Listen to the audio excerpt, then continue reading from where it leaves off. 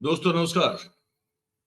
4PM news network और 4PM Gujarat पर आप सभी का बहुत बहुत स्वागत है। मैं हूं आपका दोस्त मयूर जानी।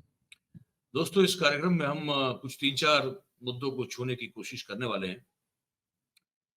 एक दृश्य जो हमारे सामने लगातार बड़ा होता हुआ दिखाई दे रहा है वो दृश्य है कि हम अपना संयम, अपनी विवेक बुद्धि,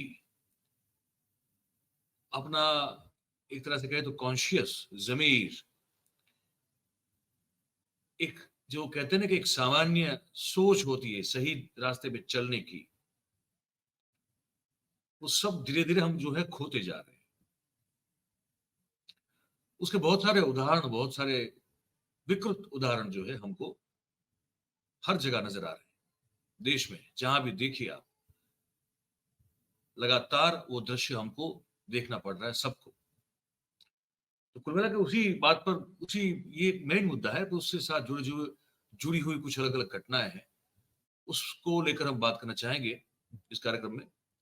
आशा करते हैं कि आप अभी से इस वीडियो की लिंक को शेयर कर दीजिए, तो ये जो गंभीर बात है, जो हम सबके लिए बहुत ज़रूरी है सुनना, सोचना और समझना, वो हम ज़्यादा से ज़्यादा लोग जो हैं मिलके कर पाएँ। तो अब शुरुआत तो मैं करूँगा मणिपुर के मामले से, कुछ और फ्रेश विजुअल्स आए हैं। उनके मणिपुर के मुख्यमंत्री जो हैं बीरेन सिंह, उनके जो उनका रिहायशी घर है, वहाँ हमला करने की कोशिश की गई मॉब के द्वारा, और फिर वो जो हुआ, वो सब हम आपको दिखाएँगे। एक के बाद एक आप दृश्य देख लीजिए। ये फ्रेश वायलेंस जो वहाँ हुआ है। अब ये वहाँ इंटरनेट तो बंद है, तो मुझे लगता है कि ये कुछ 3 दिन पहले के विजुअल्स होंगे, क्योंकि ये फ्रेश इन द सेंस इतना फ्रेश तो नहीं होना चाहिए, सिवा कि फिर अगर किसी ने जो है वहाँ से निकल कर बाहर दूसरे स्टेट में आके, नज़दीक के स्टेट में अगर इसको नेट से भेजा हो, तो हो सकता है। हम ये जो आपको हम सोर्स बता दें आपको, हम क्रेडिबल ट्विटर हैंडल होते हैं, वहाँ हमको लगती है कि ये वीडियो जो है वो क्रेडिबल है, उसको चेक करते हैं। उसके बाद ये दृश्य हम उठाते हैं, अगर ज़रूरत पड़ी तो।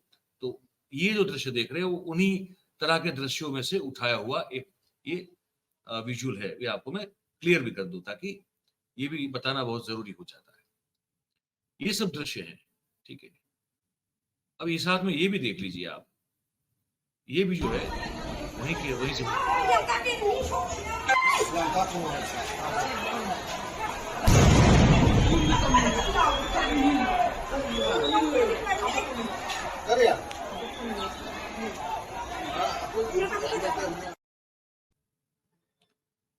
उस पर जो है उस पर जो गौरव गोगाई है, माफ़ कीजिएगा, गौरव गोगाई साहब, जो असम से आते हैं, कांग्रेस के बड़े युवा तेज-तर्रार नेता हैं, उन्होंने एक बात कह दी हमारे प्रधानमंत्री की मणिपुर की तरफ की नीति को लेकर, और उसके बाद फिर जो है मणिपुर की स्थिति को लेकर, वो भी आप सुन लीजिए। और निंदा करते हैं देश के प्रधानमंत्री, जिन्होंने आज अपनी पीठ मणिपुर को दिखा दी है। ये क्रूर व्यवहार शायद भारत के इतिहास में इससे पहले ना कभी हमने देखा, ना इसके बाद कभी हम देखेंगे। 3 मई 2023 से लगभग 5 महीने पहले मणिपुर में हिंसा का माहौल प्रारंभ हुआ, और इस विगत 5 महीनों में आज तक भी प्रधानमंत्री मोदी जी मणिपुर जाने का निर्णय नहीं लिया। उनके लिए शायद मणिपुर है ही नहीं। जैसे वो हाथ के इशारों से अगर उनके कैमरा फ्रेम में कोई आता है उसको हटा देते हैं, शायद ऐसे ही उन्होंने कोई मानसिक इशारा अपने मन को दिया है कि वो मणिपुर के लोगों की आंसू, बच्चों का गुस्सा, महिलाओं का गुस्सा, लोगों पर जो अत्याचार हो रहा है उसको देख ही नहीं पा रहे, पूरी तरीके से नजरअंदाज कर रखा है। हम तो जानना चाहेंगे कि गृह मंत्री ने कहा था कि वो बार बार मणिपुर जाएंगे मणिपुर में जाकर वो सिचुएशन को संभालेंगे, लेकिन आज भी वो मणिपुर जा नहीं पा रहे। हम पूछना चाहते हैं कि प्रधानमंत्री मोदी जी, क्या आपने एक बार भी मुख्यमंत्री बीरेन्द्र सिंह से कोई बात की? नैतिक जिम्मेवारी लेने की कोई बात क्या प्रधानमंत्री ने की है? क्योंकि बार बार हमें मीडिया के सूत्रों से पता चलता है कि जो भी अगर बातचीत हुई है तो गृह मंत्री और मुख्यमंत्री के बीच में हो रही है। मुख्यमंत्री बार बार कहते हैं कि मेरी बात गृह मंत्री से हुई, मेरी बात गृह मंत्री से हुई। तो हम तो ये जानना चाहते हैं कि प्रधानमंत्री जी आप क्या कर रहे हैं? देश ने आपको प्रधानमंत्री क्यों बनाया है? सिर्फ प्रचार के लिए? सिर्फ ट्रेनों का उद्घाटन करने के लिए? जहां पे देश का एक हिस्सा जल रहा है उस पे क्या आपकी कोई जिम्मेवारी नहीं बनती? क्या वो काम आपका नहीं? तो प्रधानमंत्री से हम जानना चाहेंगे कि पिछले 5 महीनों में कितने बार उन्होंने स्वयं मणिपुर के मुख्यमंत्री से बात की। सवाल बड़ा वाजिब है।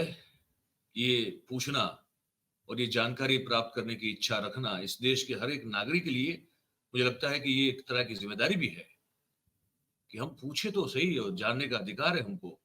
हमने इन सबको चुन के वहां भेजा हुआ है और चुने हुए प्रतिनिधियों ने फिर प्रधानमंत्री जी को चुनकर जो है उस गद्दी पे बिठाया हुआ है। हर एक नागरिक का अधिकार बनता है। तो ये जो गौरव गोगोई पूछ रहे हैं उसमें कोई गलत बात नहीं है, लेकिन इसका जवाब आपको कोई देने वाला है नहीं। ये बात बिल्कुल सच है। अब आते हैं उन मुद्दों पर जिसको लेकर हम जो है, मैंने कहा ना, हम बेचैन हो जाते हैं। मुंबई का एक किस्सा आया। मुंबई के एक घटना जो है वो आई सामने कल। उसमें ये मुलुंड का कोई इलाका है, मुलुंड इलाके का कोई एक सोसाइटी है। बताया गया कि वहां गुजराती एक पूरी सोसाइटी जो है वो गुजरातियों से बनी हुई है। अब वहां कोई जो महाराष्ट्रियन मूल की कोई महिला थी, उनको कुछ वहां रेंट पे लेना था या कुछ खरीदना था, ऐसा कुछ था। महत्वपूर्ण वो नहीं है कि वो रेंट पे लेना चाहती थी या खरीदना चाहती थी। डिस्टर्बिंग बात है वो ये है कि वहां पे वो जो गुजराती हैं उन्होंने कह दिया कि आप महाराष्ट्रियन हैं इसलिए आपको यहाँ पे हम कुछ नहीं देंगे। ये कौन सी बात है? ये कैसा लॉजिक है और किस तर्क पर और किस आधार पर ये कहा जा सकता है? फिर एक और बात सामने आई। पुणे की बात बताई जा रही है। मैं आपको ट्वीट भी दिखा दूं। ये देखिए, ये पुणे शहर जो है उसकी बात है, महाराष्ट्र के। इसमें कहा जा रहा है कि ये अशोक कुमार पांडे जी का एक रीट्वीट है। उन्होंने एक मूल ट्वीट है पार्थ एमएन का। वो कह रहे हैं कि our son has just recently died. हमारा बेटा अभी भी मरा है, तो please don't play the DJ in front of our house. तो कृपया मेहरबानी करके हमारे घर के सामने जो है वो डीजे वाला जो म्यूजिक है वो मत बजाइए। That is what a family in Pune told a Ganesh Chaturthi procession. ये बात जो है उस परिवार ने जिसने अभी अभी अपना बेटा गंवाया था, उसने वो जो गणेश चतुर्थी का जो वो पूरा प्रोसेशन निकल रहा था, उत्सव मनाया जा रहा था, उन मनाने वालों को ये रिक्वेस्ट की कि बेटा मरा है घर में, आप यहाँ म्यूजिक मत बजाइए, मेहरबानी कीजिए। 21 people from the procession instead beat up the family black and blue with an iron rod। मतलब कि उस उत्सव मनाने वालों में से 21 लोगों ने लोहे के सरियों से ये घर में जाके इन जो परिवारजन थे इनको इतना मारा कि इनकी हालत खराब। इस पर जो है वो अशोक कुमार पांडे जी का भी एक ट्वीट है। वो कह रहे हैं, वो भी अच्छे पत्रकार हैं, वो कह रहे हैं कि किसी का बेटा मर गया था, उसने प्रार्थना की प्लीज हमारे घर के सामने डीजे न बजाएं। लेकिन यह कहने पर उस परिवार के लोगों की ही लोहे की रोड से पिटाई की गई। यह सब महाराष्ट्र की सांस्कृतिक राजधानी पुणे में हुआ। भक्ति का नशा नहीं है ये, कुछ और है जिसने संवेदनाओं को खत्म कर दिया है। बात बिल्कुल सही है ये चीज बड़ी डिस्टर्ब करती जा रही है, बड़ी बड़ी तकलीफ देने वाली सब चीजें हैं ये। एक और मैं आपको खबर सुनाना जा रहा हूं इसी तरह की। ये देखिए, ये मध्य प्रदेश के राजगढ़ का वीडियो बताया जा रहा है। ठीक है, इसमें आप देख रहे हैं एक जवान लड़का है और एक अधेड़ वय की उम्र के एक व्यक्ति हैं। 50 के ऊपर के दिखते हैं, 60 के आसपास के दिखते हैं। पता जा रहा है कि ये वकील है और उसका बेटा है। अब इन दोनों को जो है, अब कोई है कुछ निजी राइवलरी हो सकती है, लेकिन इस तरह से जो है बीच सड़क पे उनको रोक के अधरंगा करके उनको जो है पीटा गया, मारा गया। ये सब दृश्य विचलित करते हैं। अब ये सोचने पे मजबूर करते हैं कि हम जो है वो बेसिकली क्या, मतलब कि ज़ॉम्बी बन गए हैं क्या? ज़ॉम्बी समझते हैं ना आप? वो अंग्रेजी फ़िल्मों में बहुत दिखाए जाते हैं, है ना? वो एक लाश जो ज़िंदा हो जाती है और जिसकी कोई अपनी संवेदना नहीं है, उसका बस सिर्फ़ काम ये है कि दूसरों को भी अपनी तरफ बनाते जाओ, जो बीच में आए, रास्ते में आए उसको काटते जाओ, तो वो अपनी तरह बन जाएगा, वो ज़ॉम्बी होता है। ये बन गए क्या हम लोग? एक और खबर मैं आपको बताना चाहता हूँ। दिल्ली में एक घटना हुई है। दिल्ली में एक घटना हुई है, उसकी माँ है जो रो रही है। वो एक बच्चा, एक लड़का था मुसलमान का, मुसलमान लड़का था, वो मानसिक रूप से जो है वो स्वस्थ नहीं था, वो सब जानते थे।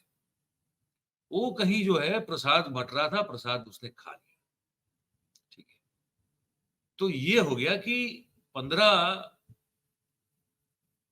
1 महीने पहले बताया जा रहा है इस ट्वीट में, 1 महीने पहले भी ये रहबर जो है लड़का, उसके साथ 15 हिंदू युवकों ने मारपीट कर अधमरा किया और उसका वीडियो इंस्टाग्राम पर अपलोड किया था। और उसको, अब वो मैं ये शब्द मैं बोल नहीं सकता, मेरे संस्कार इजाज़त नहीं देते। तो जातिवाचक वो एक जो बड़ा खराब शब्द है वो बोला और कहा कि गोली मार देंगे और ऐसी धमकी दे दी थी, ठीक है? तो फिर से देखिएगा। तो अब कह रहे हैं कि उनमें अब वो 5, वो जो रहबर नाम का एक जो मानसिक रूप से अस्वस्थ लड़का था, उसको 5 हिंदू युवकों ने मिलकर उनकी हत्या कर दी। बताया जा रहा है कसूर ये था कि वो प्रसाद बाँट रहा था, प्रसाद तो लिया और उसने खा लिया। अब ये कौन, किस धर्म में ये सिखाया जा रहा है, ये हम अभी तक समझ नहीं पा रहे। हम छोटे-मोटे हम मतलब इतना कोई बड़े पंडित या विद्वान नहीं, लेकिन हम बहुत कुछ जो है पढ़ने की, समझने की, धर्म शास्त्रों से, ग्रंथों से, हमारे वेदों से लेके और भी धर्मों के लिए हम कोशिश करते हैं समझने की। सालों से कर रहे हैं, कोशिश अभी भी जारी है। हमको ये समझ में नहीं आ रहा है कि अब तक हमने कहीं ऐसा लिखा हुआ नहीं पाया है कि दूसरे धर्म के व्यक्ति को अपमानित करो, उस धर्म को अपमानित करो और उसको ज़िंदा गाड़ दो या मार दो या उसको खत्म कर दो। ना इस्लाम में है, ना हमारे वेदों में है, ना हमारी गीता में है, कहीं नहीं है। मैं जो है क्रिश्चियन धर्म के भी ग्रंथ जो है वो पढ़ रहा हूँ। जब-जब समय मिलता है उसको भी पढ़ता रहता हूँ मैं। सिखिज़्म को भी समझने की कोशिश की है मैंने। ज्यूइश जो है उनको भी जो है वो भी स मतलब मैं अपनी कोशिश और मेरे जैसे पता नहीं बहुत सारे लोग हैं जो इस कुतूहल के मारे कोशिश कर रहे हैं कि कहाँ लिखा है कि दूसरे धर्म वाले को आप मार दो, काट दो, उस धर्म को अपमान कर दो। ये कहीं लिखा हुआ अब तक नज़र नहीं आ रहा है, लेकिन पता नहीं ये अब क्या है पूरा मामला। इस पर हमको आज इस कार्यक्रम में बात करनी थी, हमने आपसे सोचा कि बात करें, थोड़ा दिल हल्का भी करें और आपको भी बताएँ कि यार आप सब जो हैं हमारे दर्शक परिवार के लोग, वो अगर ऐसी कोई घटना हो रही है तो कम से कम उसको रोकने की कोशिश करें, और रोक नहीं पा रहे हैं तो कम से कम पार्टिसिपेट मत कीजिए भाई। मैं हमेशा कहता हूँ कि खुली हवा और खुले विच मतलब हमारा दिमाग जो है इतना खुला होना चाहिए कि जैसे घर खुला हो तो ताज़ी हवा आ सकती है, जा सकती है, वैसे ही ताज़े विचार भी जो है आ जा सकते हैं। ये ज़रूर इसको कीजिएगा। तो बस यही आपको बताना था इस कार्यक्रम में। आप क्या सोचते हैं? हमने जो बात बताई आपको, उसको लेकर ये हमको आप लिख के बताइएगा कमेंट बॉक्स में। और बात अगर आपको हमारी सही लगती हो तो फिर इसको आप लाइक करें और इसके लिंक को शेयर करें और हमारा चैनल है उसको आप सब्सक्राइब करें। बहुत बहुत धन्यवाद करते हैं इस कार्यक्रम में हमारे साथ जुड़ने के लिए। Thank you very much. नमस्कार।